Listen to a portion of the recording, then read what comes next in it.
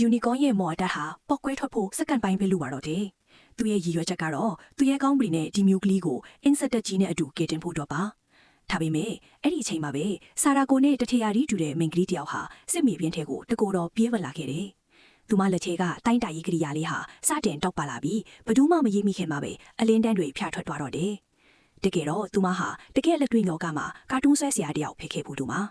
ယူတရက်သူမဟာကာတွန်းရေးဆွဲတဲ့စာပွဲတစ်ခုနဲ့ပန်းချီအသုံးဆောင်တွေကိုဖန်တီးယူလိုက်တယ်။အချိန်နဲ့အမျှအပြေးအလွှာရုန်းကန်ရင်သူမဟာနောက်ဆုံးစက္ကန့်မှာပဲမူရင်းပုံစံတစ်ခုကိုအပြေးတက်ရေးဆွဲနိုင်ခဲ့ပါတယ်။အံ့ဩစရာကောင်းတာကအဲ့ဒီပုံစံဟာအေယာမစစ်တီတော်ကြီးတယောက်အဖြစ်အသက်ဝင်ပြောင်းလဲသွားခဲ့တာပါပဲ။အင်းဆက်တက်ကြီးကလည်းအနီးနားကိုရောက်နေပြီးယူနီကောင်းရဲ့စီရင်ကြီးမော်ကလည်းပောက်ကွဲတော့မဲ့အချိန်ဒီမှာသူမကစစ်တီတော်ကြီးကိုတိုက်ခိုက်ဖို့အမိန့်ပေးလိုက်တယ်။စစ်တီတော်ကြီးဟာအင်းဆက်တက်ကိုအလွယ်တကူပဲအပြတ်အသက်ရှင်းလင်းပြီးခဲ့ပေမဲ့မိန်းကလေးကတော့အားအိမ်ကုန်ခံပြီးမေးလဲသွားခဲ့ရပါတယ်။သူမရဲ့ဒီထူးခြားတဲ့စွမ်းအားကိုအသိသွားတဲ့နောက်ပိုင်းမှာစိတ်ဝင်စားစရာတစ်ခုခုကိုထပ်ပြီးဖန်တီးခြင်းခဲ့ပေမဲ့ဘယ်လိုပဲစူးစမ်းပါစေသူမလက်ထဲကကရိယာလေးဟာလုံးဝတုံ့ပြန်ခြင်းမရှိတော့ပါဘူး။အဲ့ဒီနောက်ပွင့်ကြီးဟာအင်းဆက်တက်ကိုတိုက်ခိုက်ခဲ့တဲ့သူရဲ့ကောင်းတွေကိုခေါ်ယူသွေးဆောင်ခဲ့ရမှာသူမလည်းအပါဝင်ဖြစ်ခဲ့ပါတယ်။အင်းဆက်တက်ကိုတယောက်တည်းဘလို့နေခဲ့တယ်လေလို့မေးတဲ့အခါမှာတော့သူမကဖုံးကွယ်မထားပဲအမှန်အတိုင်းပြောပြခဲ့ပါတယ်။ကျမကတကယ်လက်တွေ့လောကကလာတာမှာ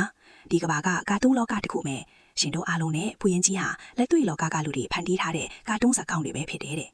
တခြားသူရဲ့ကောင်းတွေကတော့သူမကိုစိတ်မနှံဘူးလို့ထင်ပြီးအားတင်နေကြပြီမဲ့ဘေးတင်ဟောတဲ့အဖွားကိုကတော့သူမဟာနှက်ဆိုးပွင့်ပြန်လဲနိုးထားလာမှာကိုတားဆီးပေးနိုင်မဲ့ကြီးမြတ်တော်သူရဲ့ကောင်း9ယောက်ထဲကတယောက်ဖြစ်လာနိုင်တယ်လို့ကံကြမ္မာကိုဟောကင်းထုတ်လိုက်ပါတော့တယ်